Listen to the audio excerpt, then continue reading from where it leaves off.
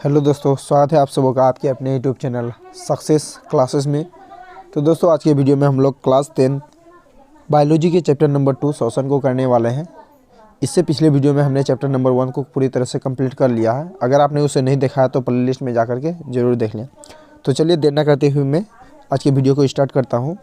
तो आज हम लोग चैप्टर नंबर 2 का जो श्वसन है, श्वसन के अंतर्गत जितने भी वीवीआई प्रश्न हैं जो एग्ज़ाम में बार बार पूछे जाते हैं, सिर्फ उसी को लेकर के आप लोगों के बीच में आया हूँ। तो वीडियो को अच्छी तरह से समझने के लिए बने रहिएगा अंत तक। चलिए, चैप्टर नंबर 2 है श्वसन। तो देखिए, सबसे पहला ये प्रश्न बनता है कि श्वसन किसे कहते हैं। श्वसन किसे कहते हैं? तो देखिए, श्वसन का मतलब ये नहीं होता है कि हम लोग जो सांस लेते हैं ना, श्वसन हम लोग ये समझते हैं सामान्य तौर पर कि श्वसन वही होता है जो हम लोग सांस लेते हैं। नहीं, ऐसा नहीं है। श्वसन का मतलब ये होता है कि जब हम लोग सांस लेते हैं, ठीक है, फेफड़ा में सबसे पहले पहुँचता है। फिर फेफड़ा में क्या होता है कि फेफड़ा से रक्त के साथ मिलकर, यानी रक्त में हीमोग्लोबिन पाया जाता है, वह वायु क्या होता है कि हीमोग्लोबिन के साथ मिलकर के कहाँ चल जाता है, हमारे शरीर के अंदर जितनी भी कोशिकाएं हैं, कोशिका में पहुंच जाता है। और कोशिका में पाया जाता है ग्लूकोज। और ये ऑक्सीजन क्या करता है, कोशिका में पहुंचने के बाद ग्लूकोज के साथ अभिक्रिया करता है। और अभिक्रिया करने के बाद क्या होता है कि ग्लूकोज का विखंडन होता है, यानी ग्लूकोज का टुकड़ा हो जाता है, यानी ग्लूकोज 3 भागों में डिवाइड हो जाता है। ग्लूकोज विखंडन होने के बाद जल, कार्बन डाइऑक्साइड और ऊर्जा बनाता है। अब यहाँ क्या होता है कि जो कार्बन डाइऑक्साइड बना, वो कार्बन डाइऑक्साइड वापस आ जाता है। कार्बन डाइऑक्साइड कोशिका द्रव्य से क्या होता है कि हीमोग्लोबिन के साथ मिलकर के सबसे पहले फेफड़ा में आता है, और फेफड़ा से क्या होता है कि वापस वो कार्बन डाइऑक्साइड बाहर निकल जाता है। तो ये जो प्रोसेस है, यानी कि ऑक्सीजन ग्रहण करना और कार्बन डाइऑक्साइड निकालना, ये जो पूरा प्रोसेस है, इस प्रोसेस को हम लोग क्या कहेंगे, श्वसन कहेंगे। ठीक है, चलिए आइए समझते हैं। तो बहुत ही ये इंपॉर्टेंट क्वेश्चन है कि श्वसन किसे कहते हैं। तो श्वसन उन सभी क्रियाओं का सम्मिलित रूप है जिसके द्वारा हमारे शरीर को क्या होता है, ऊर्जा प्राप्त होता है। श्वसन उन सभी क्रियाओं का सम्मिलित रूप होता है, मिला जुला रूप होता है, जिसके द्वारा हमारे शरीर को क्या होता है, ऊर्जा प्राप्त होता है। जैसे हम लोग श्वास लेते हैं, क्या होता है, ऑक्सीजन का, ग्लूकोज का विखंडन होता है, और वह जल, ऊर्जा और कार्बन डाइऑक्साइड बनाता है। यानी कि जब तक हम लोग सांस लेंगे नहीं तो हमारे शरीर में ग्लूकोज का विखंडन होगा नहीं। ग्लूकोज का जब तक विखंडन नहीं होगा तब तक ऊर्जा नहीं बनेगा। यानी कि हम लोग ये कह सकते हैं कि श्वसन जो है उन सभी क्रियाओं का सम्मिलित रूप है जिसके द्वारा क्या होता है, हमारे शरीर को एनर्जी प्राप्त होता है, ऊर्जा प्राप्त होता है। ठीक है, चलिए और अच्छी तरह से समझिए। देखिए, हम लोग जो भोजन वगैरह करते हैं, हम लोग जो खाना पीना खाते हैं, उसमें 3 चीज़ मिलता है। एक कार्बोहाइड्रेट, प्रोटीन और वसा। ठीक, लेकिन जो भोजन हम खाते हैं वो पच जाने के बाद क्या होता है कि भोजन पचने के बाद जो कार्बोहाइड्रेट है, कार्बोहाइड्रेट ये ग्लूकोज में बदल जाता है, और जो प्रोटीन है वो एमिनो अम्ल में बदल जाता है, और जो वसा है वह वसा अम्ल में बदल जाता है। ठीक है, और ये जो प्रोसेस है, ये सारा का सारा प्रोसेस कहाँ कंप्लीट होता है, ये छोटी आंत में कंप्लीट हो जाता है। यानी कि कार्बोहाइड्रेट से ग्लूकोज बनना, प्रोटीन से एमिनो अम्ल बनना और वसा से वसा अम्ल बनना, ये जो प्रोसेस है ये हमारी छोटी आंत में पूरी तरह से कंप्लीट हो जाता है। और जो ग्लूकोज होता है, ग्लूकोज कहाँ चल जाता है, ग्लूकोज हमारे शरीर में जो खून की नालियाँ है, नालियाँ द्वारा कहाँ पहुँच जाता है, वो कोशिका वो में पहुँच जाता है। ठीक है, जो ग्लूकोज बनता है, ग्लूकोज क्या होता है, खून की नालियाँ द्वारा हमारे शरीर में जितनी भी कोशिकाएँ हैं, कोशिकाओं तक पहुँच जाता है।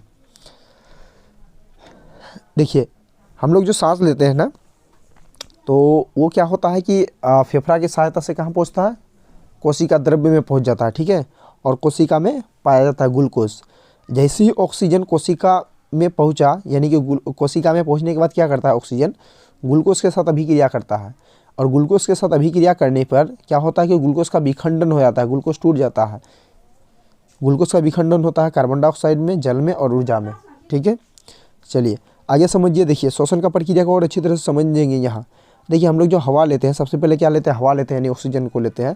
और ऑक्सीजन क्या होता है कि हमारे फेफड़ा तक सबसे पहले पहुंच जाता है। ठीक है, और फेफड़ा में क्या होता है कि हीमोग्लोबिन के साथ मिलकर के, फेफड़ा में जाने के बाद वह हीमोग्लोबिन के साथ मिलकर के क्या होता है कि हमारे शरीर में जितने भी कोशिकाएँ हैं वो कोशिका में पहुँच जाता है, और कोशिका में पाया जाता है ग्लूकोज।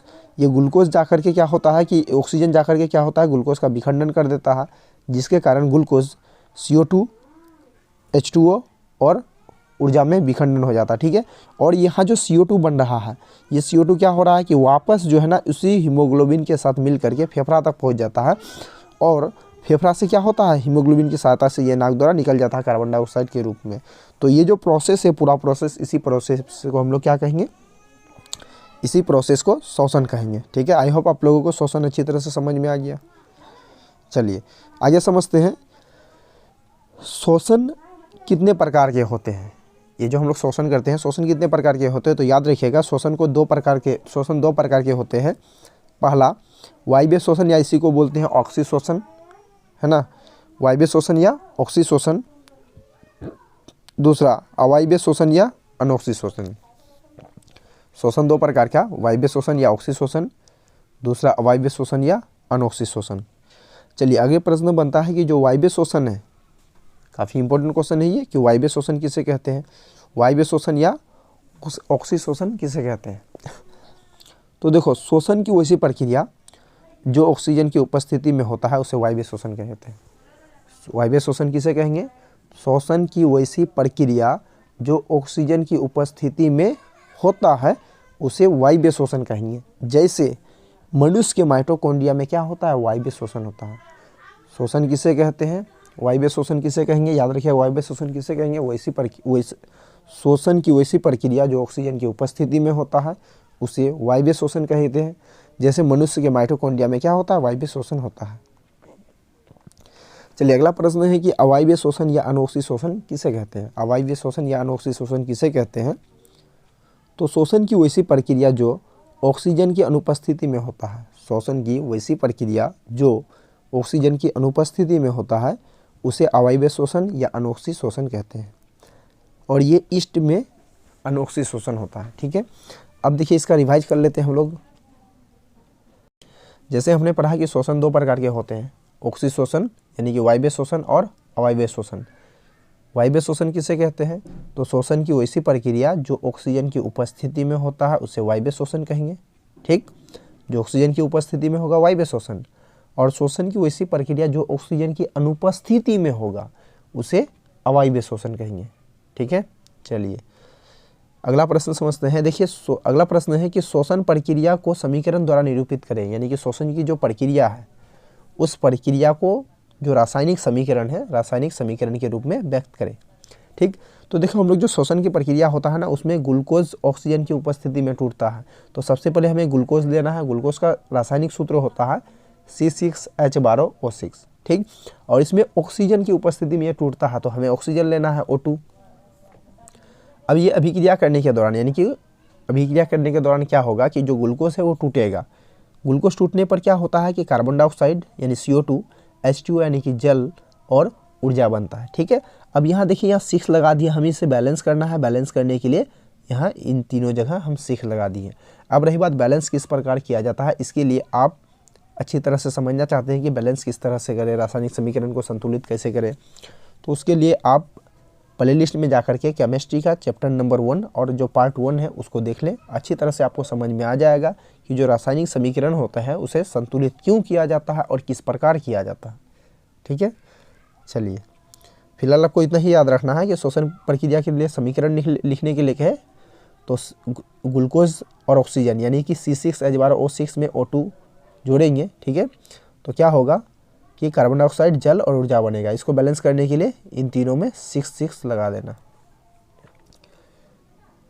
चलिए उसके बाद अगला प्रश्न है, ये काफ़ी VVI क्वेश्चन है, कई बार एग्जाम में पूछा जा चुका है ये क्वेश्चन कि वायवीय श्वसन और अवायवीय श्वसन इन दोनों में अंतर बताइए। वायवीय श्वसन और अवायवीय श्वसन में अंतर बताएं। देखिए वायवीय श्वसन और अवायवीय श्वसन में अंतर निम्न है। क्या क्या अंतर है, तो देखिए 1 नंबर जैसे कि है कि यह ऑक्सीजन की उपस्थिति में होता है। देखिए वायवीय श्वसन कहाँ होगा, ऑक्सीजन की उपस्थिति में होगा, लेकिन इसका ऑपोजिट बोलना है कि जो अवायवीय श्वसन है ऑक्सीजन की अनुपस्थिति में होगा। ठीक है, कैसे याद रखेंगे, वायवीय श्वसन ऑक्सीजन की उपस्थिति में होता है और अवायवीय श्वसन ऑक्सीजन की अनुपस्थिति में होता है। ठीक, चलिए दूसरा अंतर समझते हैं कि इसका प्रथम चरण जो होता है कोशिका द्रव्य में पूरा होता है। ठीक है, वायवीय श्वसन क्या होता है कि 2 चरणों में कंप्लीट होता है। इसका जो फर्स्ट स्टेप है वो कोशिका द्रव्य में कंप्लीट होता है और जो दूसरा चरण है यानी सेकेंड स्टेप है वो माइटोकॉन्ड्रिया में पूरा होता है।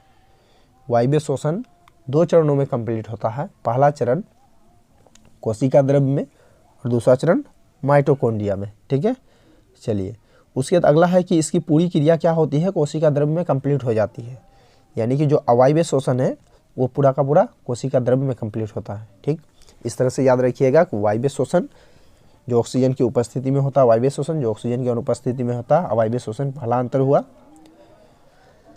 इसका दूसरा अंतर है कि जो वायवीय श्वसन होगा इसका पहला चरण कोशिका द्रव्य में कंप्लीट होगा और दूसरा चरण माइटोकॉन्ड्रिया में पूरा होगा, जबकि जो अवायवीय श्वसन होता है वो कहाँ कंप्लीट होता है, पूरा का पूरा कोशिका द्रव्य में कंप्लीट होता है। आइए इसका तीसरा अंतर समझते हैं। देखिए इसमें ग्लूकोज का पूर्ण विखंडन होता है, यानी कि वायवीय श्वसन में क्या होता है, वायवीय श्वसन में ऑक्सीजन की पूरी उपस्थिति होती है। जब पर्याप्त मात्रा में ऑक्सीजन मिलता है तो क्या होता है कि जो ग्लूकोज होता है उसका पूरी तरह से विखंडन हो जाता है, यानी कि इसमें वायवीय श्वसन में क्या होगा कि ग्लूकोज का पूरी तरह से विखंडन होगा, और अवायवीय श्वसन में याद रखना कि ग्लूकोज का आंशिक रूप से विखंडन होगा, मतलब पूरी तरह से नहीं टूटता है ये, ठीक है। वायवीय श्वसन ऑक्सीजन की अनुपस्थिति में होता है, जिसके कारण वायवीय श्वसन में क्या होता है कि ग्लूकोज का पूर्ण रूप से विखंडन होता है, और अवायवीय श्वसन में कैसे विखंडन होता है, आंशिक विखंडन होता है, यानी कि थोड़ा। चौथा अंतर है इसमें अधिक ऊर्जा मुक्त होती है। देखिए जो वायवीय श्वसन होगा, वायवीय श्वसन में क्या होता है कि ग्लूकोज का पूरी तरह से विखंडन हो जाता है, जिसके कारण क्या होता है कि उसमें ऊर्जा ज़्यादा मिलता है, ठीक।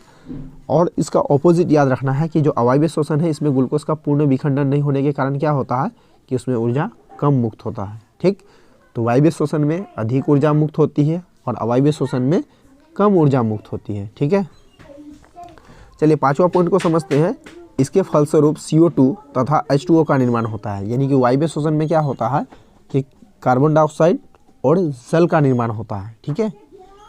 और इसके फलस्वरूप C2H5OH का निर्माण होता है ना, यानी लैक्टिक अम्ल का निर्माण होता है इसमें। तो वायवीय श्वसन में कार्बन डाइऑक्साइड और जल का निर्माण होता है, और अवायवीय श्वसन में C2H5OH का निर्माण होता है। अगला अंतर है कि इसमें ग्लूकोज के एक अणु टूटने पर, यानी कि टूटने से 38 ATP ऊर्जा का निर्माण होता है। इसमें ग्लूकोज के एक अणु टूटने से 38 ATP ऊर्जा का निर्माण होता है, जबकि इसमें क्या होता है कि ग्लूकोज के एक अणु टूटने पर क्या होता है कि 2 ATP ऊर्जा का निर्माण होता है। तो याद रखिएगा कि वायवीय जो श्वसन है, वायवीय श्वसन में ग्लूकोज का एक अणु टूटेगा तो 38 ATP ऊर्जा का निर्माण होगा, और अवायवीय श्वसन में अगर ग्लूकोज टूटता है तो एक अणु टूटता है तो 2 ATP ऊर्जा का निर्माण होता है। वायवीय श्वसन में 38 ATP और अवायवीय में 2। अगला अंतर है इसमें विशाल जीव भाग लेते हैं, यानी कि वायवीय श्वसन के अंतर्गत बड़ा बड़ा जीव भाग लेते हैं, ठीक है। और जो अवायवीय श्वसन है इसमें छोटे मोटे जीव भाग लेते हैं। तो वायवीय श्वसन क्या होता है कि इसमें विशाल जीव भाग लेते हैं और अवायवीय श्वसन में सूक्ष्म जीव भाग लेते हैं। चलिए अगला समझते हैं। देखिए ये इसे समझना है ऑब्जेक्टिव के लिए आप लोगों को। देखिए ये है ग्लूकोज, ये ऑक्सीजन की उपस्थिति में जब टूटता है तो कार्बन डाइऑक्साइड जल और ऊर्जा का निर्माण करता है, ठीक है। अब यहाँ एक सोचने वाली बात ये है कि जैसे हमारे बॉडी में तो पहले से भी कुछ ना कुछ एनर्जी होगा, है ना, कुछ ना कुछ हमारे बॉडी में कुछ ना कुछ जरूर एनर्जी पहले से सेविंग होगा। तो हमारे बॉडी में ऑलरेडी जो सेविंग होता है, अभी तो ऊर्जा का निर्माण हुआ अलग सी बात है, लेकिन हमारे शरीर में पहले से कुछ ना कुछ एनर्जी है। तो वो जो एनर्जी है वो कहाँ रहता है, तो ADP में रहता है, यानी हमारे शरीर के अंदर जो भी एनर्जी है पहले से वो ADP में रहता है। अब ये ADP का फुल फॉर्म क्या होता है, तो एडेनोसिन डाइफॉस्फेट, ठीक है। तो हमारे शरीर में जो जहाँ पहले से एनर्जी मौजूद होता है, जहाँ पहले से एनर्जी संचित होता है, जमा रहता है, उसको बोलते हैं ADP। और ADP में क्या होता है कि 2 फॉस्फेट रहता है, ADP में 2 फॉस्फेट इधर इधर, ठीक है। तो 2 फॉस्फेट होने के कारण एडेनोसिन डाइफॉस्फेट नाम पड़ गया, ठीक है। चलिए अब रही बात, पहले से जो एनर्जी है वो हो गया ADP, ठीक है, पहले से, यानी कि 2 फॉस्फेट हुआ। अभी जो एनर्जी और बनेगा फिलहाल, ठीक है, तो अब तो 3 फॉस्फेट हो गया ना, तो हमने यहाँ लिखा ADP, यानी कि पहले वाला ये दोनों रहा इधर, और अभी एक और आ गया फॉस्फेट, तो 3 फॉस्फेट हुआ, तो इसका नाम पड़ गया ATP, ठीक है। यानी कि नया नया जब ऊर्जा बनता है तो वो कहाँ जा कर के जमा होता है, तो ATP में जमा होता है, ठीक है। तो ATP मतलब एडेनोसिन ट्राइफॉस्फेट, ठीक। तो इस तरह से आपको ऑब्जेक्टिव में आपसे पूछा जा सकता है एग्जाम में कि ADP और ATP इन दोनों का फुल फॉर्म यानी फुल नेम पूछा जा सकता है। तो आप लोग याद रखिएगा ADP यानी कि A से एडेनोसिन, D से डाई, P से फॉस्फेट, और ATP मतलब A से एडिनोसिन, T से ट्राई, P से फॉस्फेट। ठीक, चलिए ये क्या होता है ADP? तो पहले से हमारे शरीर में जहाँ ऊर्जा एकत्रित रहता है उसको ADP कहते हैं, और नया ऊर्जा जहाँ जमा होता है उसको बोलेंगे ATP।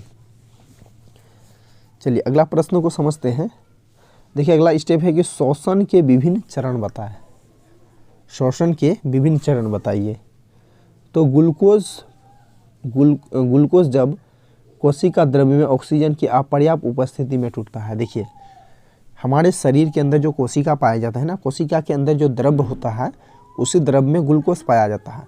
लेकिन हम लोग जब ऑक्सीजन लेते हैं, ठीक है, जब हम लोग सांस लेते हैं और हमें पर्याप्त मात्रा में अगर सांस नहीं मिल पाता है तो ग्लूकोज का जो विखंडन होता है उसी स्थिति में 2 पीस पाइरूवेट का निर्माण करता है और ऊर्जा बनाता है। ठीक है, जब कोशिका द्रव्य में ग्लूकोज का विखंडन होता है, ग्लूकोज टूटता है तो 2 पीस पाइरूवेट और ऊर्जा बनाता है, और ये जो ऊर्जा बन रहा है ये कहाँ जमा होगा? ATP में जाकर के संचित हो जाता है, यानी कि जमा हो जाता है। जैसे कि हमने आपको इससे पहले बताया कि जो भी हमारे शरीर के अंदर एनर्जी बनते जाता है पहले से जो मौजूद था वो ADP में, अभी जो ज़्यादा बनेगा वो कहाँ जमा होगा? ATP में जमा होगा। ठीक है, यानी कि कहने का अर्थ ये है कि जब ग्लूकोज हमारे शरीर के जो कोशिका द्रव्य है, कोशिका द्रव्य में ग्लूकोज जब ऑक्सीजन की अपर्याप्त उपस्थिति में टूटेगा, ठीक है, तो 2 पीस पाइरूवेट का निर्माण करेगा और बहुत सारा ऊर्जा का निर्माण करेगा, और ये ऊर्जा जमा होगा ATP में। अब आगे इस डायग्राम को समझिए, यहाँ से ऑब्जेक्टिव आपको एग्जाम में पूछा जा सकता है।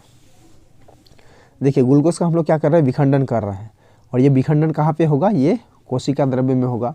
और हम लोग विखंडन कब कर रहे हैं? अवायवीय शोषण की स्थिति में, मतलब जब पर्याप्त मात्रा में हमें ऑक्सीजन नहीं मिलता है। ठीक है, तो ये क्या होगा कि 2 पीस पाइरूवेट और ऊर्जा का निर्माण करेगा जो ATP में जाकर के संचित होगा। अब यहाँ एक चीज़ ध्यान दीजिए, अगर यहाँ ग्लूकोज यानी कि पाइरूवेट ऑक्सीजन की अनुपस्थिति में टूटता है, अगर पाइरूवेट ऑक्सीजन की अनुपस्थिति में टूटता है तो क्या बनेगा? एथेनॉल बनेगा और CO2 यानी कार्बन डाइऑक्साइड बनेगा। जब आपसे पूछ सकता है एग्ज़ाम में कि पाइरूवेट जब ऑक्सीजन की अनुपस्थिति में टूटता है तो क्या बनाता है, तो याद रखिएगा एथेनॉल और कार्बन डाइऑक्साइड। जब पाइरूवेट यानी कि ग्लूकोज या पाइरूवेट कुछ भी बोल दे, ठीक है, जब पाइरूवेट ऑक्सीजन की अनुपस्थिति में टूटता है, विखंडन होता है, तो क्या बनाता है? एथेनॉल और कार्बन डाइऑक्साइड। और ये जो एथेनॉल और कार्बन डाइऑक्साइड वाला काम जो कंप्लीट होता है ना, ऑक्सीजन की अनुपस्थिति में जो टूटता है, ये ईस्ट में होता है ये वाला काम। ठीक है, आगे है जब पाइरूवेट ऑक्सीजन की उपस्थिति में टूटता है, जब यह ऑक्सीजन की पर्याप्त उपस्थिति में टूटता है तो ये क्या होता है कि 3 चीज़ का निर्माण करता है, कार्बन डाइऑक्साइड, जल और बहुत सारा ऊर्जा। ठीक है, जब ग्लूकोज का विखंडन ऑक्सीजन की उपस्थिति में होता है तो 3 चीज़ का निर्माण करता है, कार्बन डाइऑक्साइड, जल और ऊर्जा। ठीक, चलिए आगे।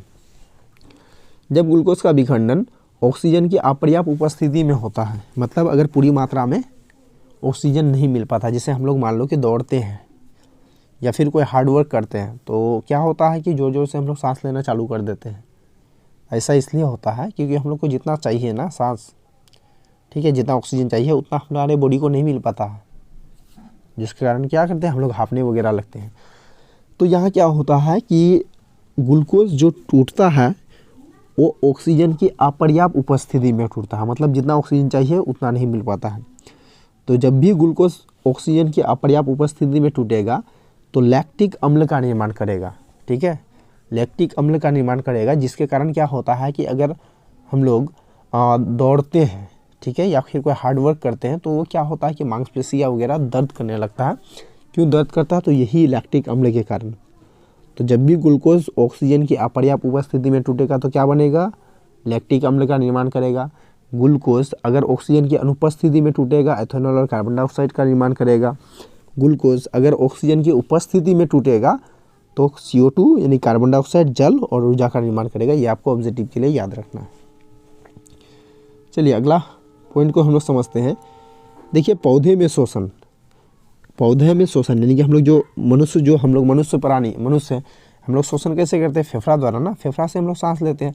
अब बोलिएगा सर हम नाक से लेते हैं, ऐसा थोड़ा होता है। अगर आप नाक बंद करके रखिए फिर भी आप मुंह के अंदर मुंह के द्वारा सांस ले लेते हैं, मुंह बंद कर लीजिए तो नाक से ले लेते हैं। इसका मतलब ये हुआ कि अगर नाक बंद कर देते हैं, मुंह से लेते हैं, इसका मतलब नाक से हम लोग सांस नहीं लेते हैं। फिर मुंह बंद कर लेते हैं फिर भी सांस लेते हैं, इसका मतलब मुंह से भी नहीं लेते। तो सांस कहाँ से लेते हैं? फेफड़ा से लेते हैं। ठीक है, याद रखिएगा ये बात। अब देखिए पेड़ पौधे भी तो सांस लेते होंगे क्योंकि वो भी सजीव है। तो दुनिया में जितने भी सजीव है उसको जीवित रहने के लिए सांस लेने की आवश्यकता पड़ेगा।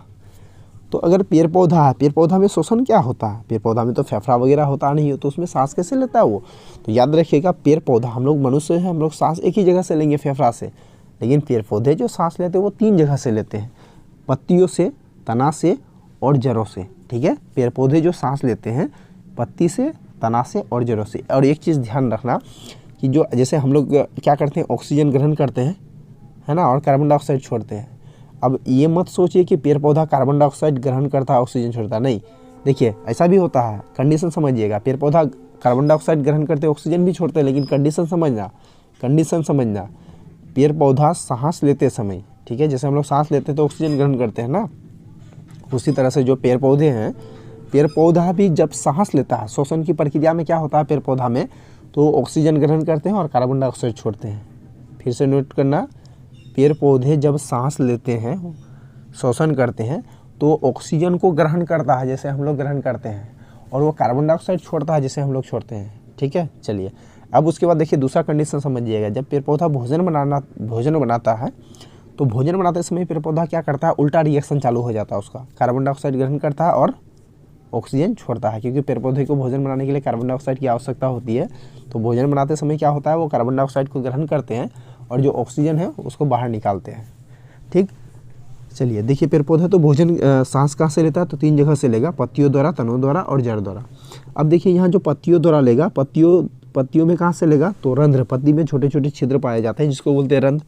तो पत्तियों में रंध्र द्वारा ऑक्सीजन लेते हैं। इसके अलावा तना से भी वो सांस लेते हैं। तना में कैसे लेता है, तो तना में पाया जाता है वातरंध्र, तना में वातरंध्र पाया जाता है। तो वातरंध्र द्वारा क्या करते हैं, पेड़ पौधे श्वसन करते हैं। और जड़ द्वारा भी वो श्वसन करते हैं। जड़ में जो मूलरोम पाया जाता है, मूलरोम की सहायता से वो क्या करते हैं, पेड़ पौधे अपना श्वसन कर लेते हैं। ठीक है, तो इस प्रकार जो पेड़ पौधे हैं वो 3 जगह से अपना श्वसन करते हैं, पत्तियों से, तना से और जड़ से। पत्तियों से रंध्र द्वारा, और तनों से वातरंध्र द्वारा, और जड़ों से मूलरोम द्वारा। ठीक है, चलिए आगे समझिए। श्वसन की गति धीमी होती है। देखिए जो पेड़ पौधे होते हैं ना, उसमें श्वसन की यानी सांस लेने की गति धीमी होती है। ऐसा क्यों होता है, देखिए हम लोग जैसे मनुष्य हैं, हम लोग को क्या होता है कि हार्डवर्क करना पड़ता है, एक जगह से दूसरी जगह चलते हैं तो इसमें एनर्जी ज़्यादा खर्चा होता है। तो जिसके कारण क्या होता है कि हम लोग को तीव्र गति से हम लोग क्या करते हैं, हम लोग श्वसन करते हैं। लेकिन वही एक पेड़ पौधे जो होते हैं उसको ना तो एक स्थान से दूसरे स्थान पर चलना पड़ता है, ना ही कोई हार्डवर्क वगैरह करना पड़ता है, जिसके कारण क्या होता है उन्हें ज़्यादा ऑक्सीजन की आवश्यकता नहीं होती है, ज़्यादा सांस लेने की आवश्यकता नहीं होती है। जिसके कारण क्या होता है कि पेड़ पौधा में जो श्वसन की गति होती है वह धीमी होती है। ठीक है, चलिए अगला पॉइंट समझिए। देखिए O2 ग्रहण करता है और CO2 छोड़ता है। यानी कि जब पेड़ पौधे सांस लेता है तो क्या करता है, ऑक्सीजन को ग्रहण करता है और कार्बन डाइऑक्साइड को छोड़ता है। ठीक है, श्वसन करते समय क्या करता है, ऑक्सीजन ग्रहण करेगा और कार्बन डाइऑक्साइड छोड़ेगा। लेकिन एक पॉइंट याद कीजिएगा, लेकिन पेड़ पौधे खाना बनाते समय पेड़ पौधे जो है वो उल्टा रिएक्शन करता है, कार्बन डाइऑक्साइड लेता है और ऑक्सीजन को छोड़ता है। ठीक, याद रखिएगा वहाँ। चलिए अगला पॉइंट है कि श्वसन गैसों का परिवहन नहीं करता है। यानी कि पौधों में जो होता है श्वसन गैसों का परिवहन नहीं होता है। ठीक है, चलिए जैसे हमारे शरीर में होता है ना कि जैसे हम लोग सांस लेते हैं तो शरीर के पैर से लेकर मुंह तक जितनी भी कोशिका है, सारा कोशिका नीचे से ऊपर तक पहुंचता है। पेड़ पौधे में ऐसा नहीं होता है। पेड़ पौधे में जड़ में ऑक्सीजन चाहिए तो जड़ की सहायता से ले लेता है, तना में चाहिए तो तना में ले लेता है, पत्तियों में चाहिए तो पत्तियों से लेता है। यानी कि इसमें परिवहन की आवश्यकता नहीं होती, यानी परिवहन होता ही नहीं है। ठीक है, सब ऑब्जेक्टिव के लिए पॉइंट है। चलिए अगला प्रश्न है, श्वसन के लिए ऑक्सीजन प्राप्त करने के संदर्भ में एक स्थलीय जीव जलीय जीव की अपेक्षा किस प्रकार अधिक लाभदायक है। देखिए क्वेश्चन कहने का मतलब ये है कि सांस लेते समय एक ज़मीन में रहने वाला जीव जो है वो जल के अंदर रहने वाला जीव से सांस काफ़ी आसानी पूर्वक ले लेता है, कैसे? ठीक है, तो आइए इसको हम लोग समझते हैं। स्थलीय जीव वातावरण से ऑक्सीजन लेता है। जैसे हम लोग क्या है, स्थलीय जीव है, ज़मीन के ऊपर रहने वाला जीव है। हम लोग ऑक्सीजन कहाँ से लेते हैं? वातावरण से। वातावरण में ऑक्सीजन ज़्यादा है।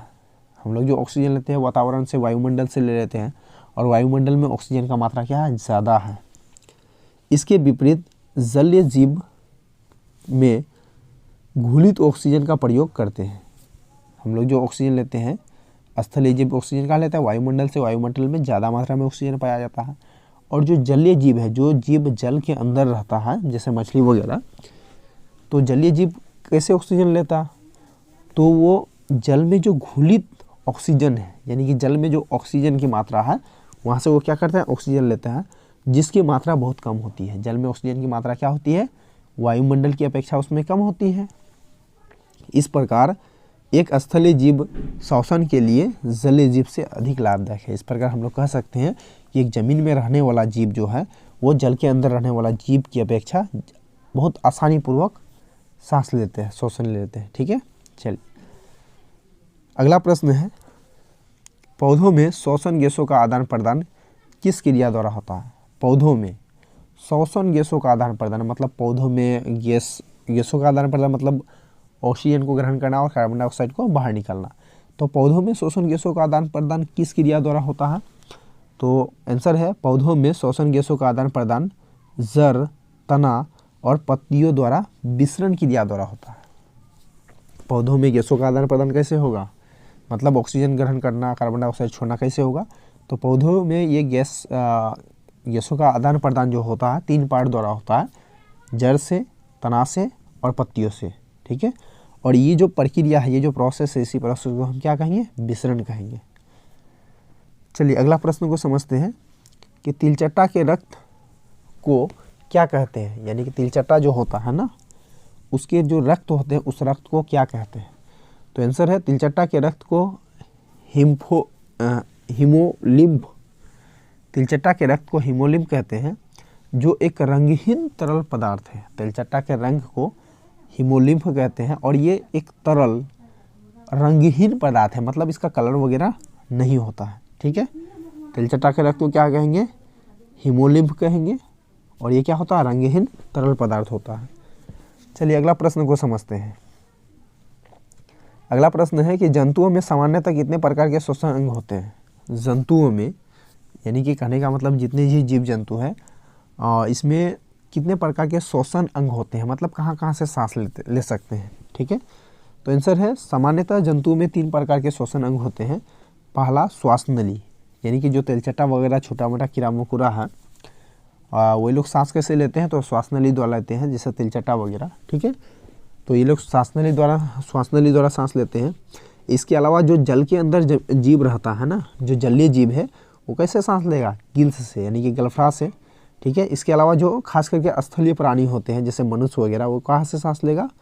फेफड़ा से लेगा। ठीक है, अब कौन कौन फेफड़ा से सांस लेता है, ये हम आगे इसके बारे में चर्चा करते हैं। यहाँ से ऑब्जेक्टिव पूछता है कि जैसे मनुष्य हो गया, तो मनुष्य का श्वसन अंग क्या है? फेफड़ा है। खरगोश का पूछ सकता है, तो वो भी फेफड़ा होता है। सांप का फेफड़ा, तो इसके बारे में हम आगे और डिटेल्स में चर्चा करते हैं। चलिए अगला प्रश्न है कि श्वसन तंत्र क्या है? श्वसन तंत्र क्या है? तो इसका आंसर है, मानव में श्वसन की क्रिया एक जटिल तंत्र द्वारा पूरी होती है। मनुष्य में श्वसन की ये जो क्रिया होता है, ये काफ़ी जटिल तंत्र द्वारा पूरी होती है, जिसे हम लोग क्या कहेंगे? श्वसन कहेंगे। तो मानव में श्वसन की क्रिया जटिल तंत्र द्वारा पूरी होती है, जिसे क्या कहेंगे? श्वसन कहेंगे। चलिए अगला प्रश्न को देखते हैं। मानव में श्वसन क्रिया का सचित्र वर्णन करें। देखिए ये क्वेश्चन है, एग्जाम में पूछता है कई बार कि मानव में श्वसन क्रिया का, मनुष्य जो श्वसन करता है, सांस जो लेता है, श्वसन क्रिया, उस क्रिया का चित्र सहित वर्णन करें। ये 5 नंबर का एग्जाम में क्वेश्चन पूछे जाते हैं। ठीक है, आइए इसको समझते हैं। तो भोज्य पदार्थ द्वारा, देखिए श्वसन, सबसे पहले आप जो है ना यहाँ श्वसन का डेफिनेशन लिख सकते हैं। आप चाहे तो ये वाला डेफिनेशन लिखो, या फिर इससे पहले क्या होगा कि जो हमने आपको स्टार्टिंग में डेफिनेशन बताया कि श्वसन किससे कहते हैं। श्वसन उन सभी क्रियाओं का सम्मिलित रूप होता है जिसके द्वारा हमारे शरीर को एनर्जी प्राप्त होता है, उसे श्वसन कहेंगे। तो आप चाहे तो यहाँ वो लिख सकते हैं, कि श्वसन उन सभी क्रियाओं का सम्मिलित रूप होता है जिसके द्वारा हमें ऊर्जा प्राप्त होता है, उसे क्या कहेंगे, श्वसन कहेंगे। ठीक है, चलिए, यानी कि श्वसन का आपको ऊपर डेफिनेशन लिख देना है। उसके बाद जो है ना श्वसन ग्लूकोज ऑक्सीजन का अभिक्रिया करके ये भी दिखा देना है कि C6H12O6 यानी कि ग्लूकोज जब ऑक्सीजन की उपस्थिति में टूटता है तो ये कार्बन डाइऑक्साइड, जल और ऊर्जा बनाता है।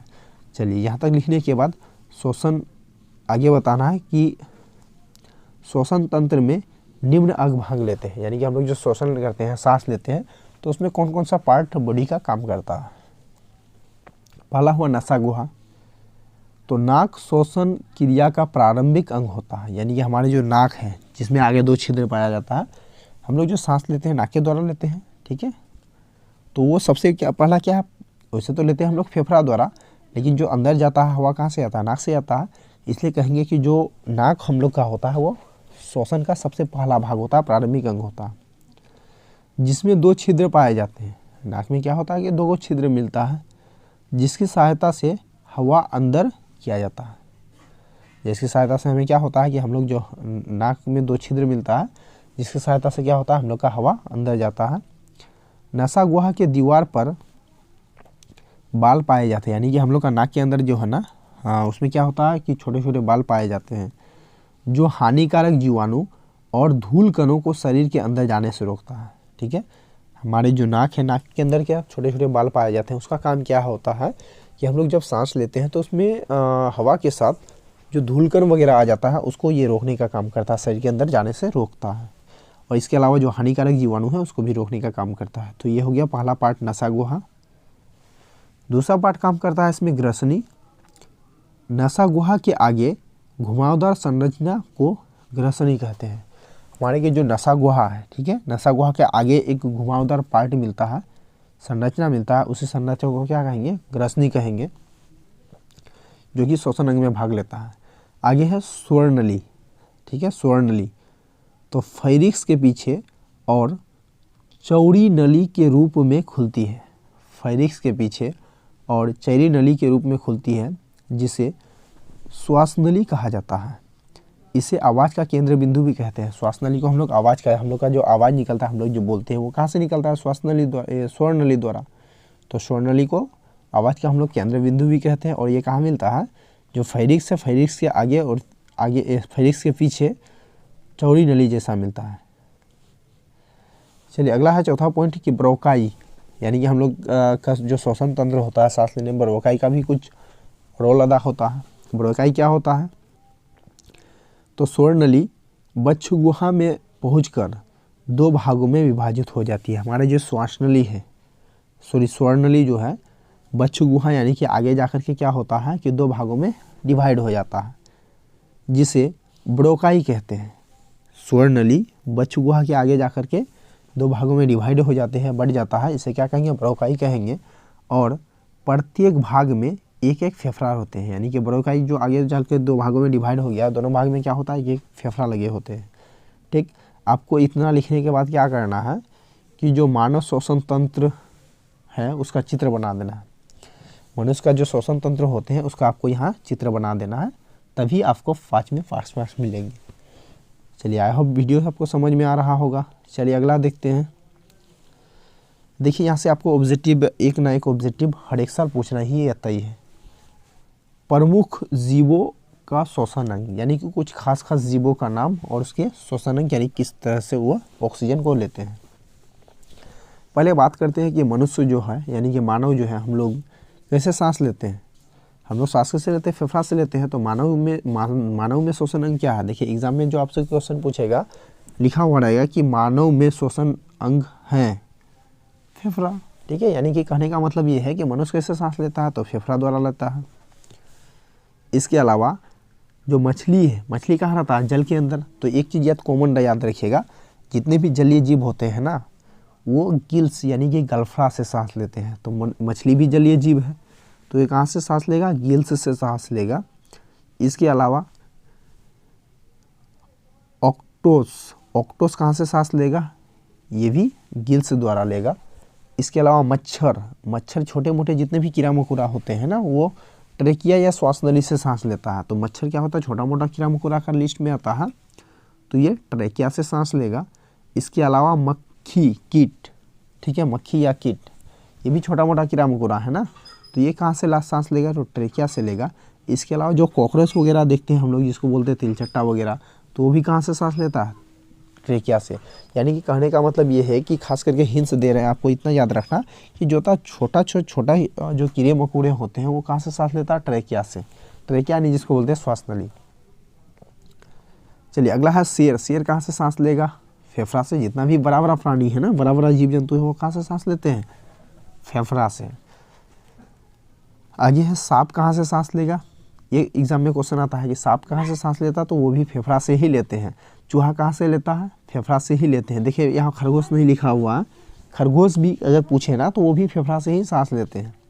इसके अलावा मेढक कहाँ से सांस लेते हैं, तो याद रखिएगा मेढक जो है ना, वो अगर ज़मीन के अंदर रहता है तो वह त्वचा से सांस लेता है। अगर वह स्थल पर रहता है यानी कि ज़मीन पर रहता है तो वह फेफड़ा से सांस लेता है, ठीक है। केचुआ, केचुआ मतलब देखिए है ना, जो धान की खेती वगैरह होता है या फिर बरसात के मौसम में वो लंबा लंबा जो होता है, जिसको हम लोग चेरा वगैरह बोलते हैं, उसको केचुआ भी कहते हैं, ठीक है। और वो कहाँ से सांस लेता है, देखिए ये केचुआ कहाँ रहता है, ज़्यादातर ज़मीन के अंदर ही रहता है। तो एक चीज़ याद रखना है कि ज़मीन के अंदर जितने भी कीड़े मकोड़े रहते हैं ना, वो लोग त्वचा से सांस लेते हैं, अपने चमड़ी से, ठीक है। मेढक भी ज़मीन के अंदर कभी कभी रहता है, तो जब ये मेढक ज़मीन के अंदर रहता है तो वो त्वचा से सांस लेता है। उसी तरह से केचुआ कहाँ से सांस लेगा, तो ये हमेशा ज़मीन के अंदर रहता है, जिसके कारण ये कहाँ से सांस लेगा, त्वचा से सांस लेगा। आगे है पक्षी। जितने भी पशु पक्षी हैं ये लोग कहाँ से सांस लेते हैं, फेफड़ा से सांस लेते हैं, ठीक। चलिए आगे समझिए, पौधों में शोषण। देखिए पौधों में शोषण के बारे में हमने इससे पहले आपको बता दिया है, हाँ शुरुआत में ही बताए थे पौधों में शोषण के बारे में।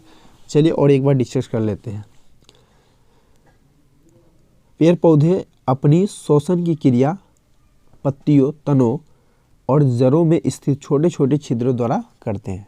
पेड़ पौधे जो होते हैं अपना शोषण का काम करते हैं पत्तियों द्वारा, तनों द्वारा अथवा जड़ों द्वारा। इसमें जो छोटे छोटे छिद्र पाए जाते हैं ना, पत्ती में, तना में, जड़ में, उस छिद्र द्वारा पेड़ पौधे क्या करते हैं, अपना शोषण यानी ऑक्सीजन ग्रहण करते हैं और कार्बन डाइऑक्साइड को बाहर छोड़ते हैं।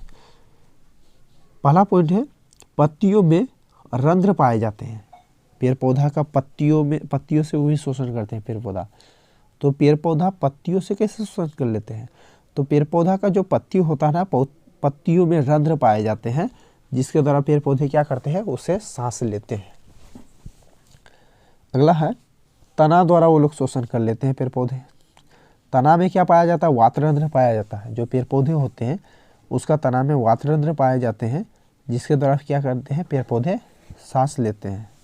उसका तीसरा है कि जड़ों में मूलरोम द्वारा, पेड़ पौधे जड़ों द्वारा भी शोषण की क्रिया करते हैं। तो पेड़ पौधा की जड़ों में क्या होता है, मूलरोम पाया जाता है। मूलरोम द्वारा क्या होता है, उसका गैसों का आदान प्रदान होता है, यानी कि ऑक्सीजन ग्रहण करते हैं और कार्बन डाइऑक्साइड को बाहर निकालते हैं। अब आगे समझिए कि पेड़ पौधा में शोषण की क्रिया जो होता है ना, बहुत मंद गति से होता है। इससे भी पहले हमने आपको बताया कि जो पेड़ पौधे होते हैं वो जो शोषण करते हैं, उसे शोषण करने का उतना ज़रूरत नहीं पड़ता, उतना उसे एनर्जी नहीं चाहिए, कम एनर्जी चाहिए, जिसके कारण क्या होता है कि इसमें पेड़ पौधा में शोषण की गति धीमी होती है। पेड़ पौधे भी शोषण की क्रिया में ऑक्सीजन गैस लेते हैं और कार्बन डाइऑक्साइड छोड़ते हैं। जो पेड़ पौधा होता है जब ये शोषण करते हैं, शोषण करते समय क्या करते हैं, ऑक्सीजन को ग्रहण करते हैं और कार्बन डाइऑक्साइड को छोड़ते हैं, ठीक।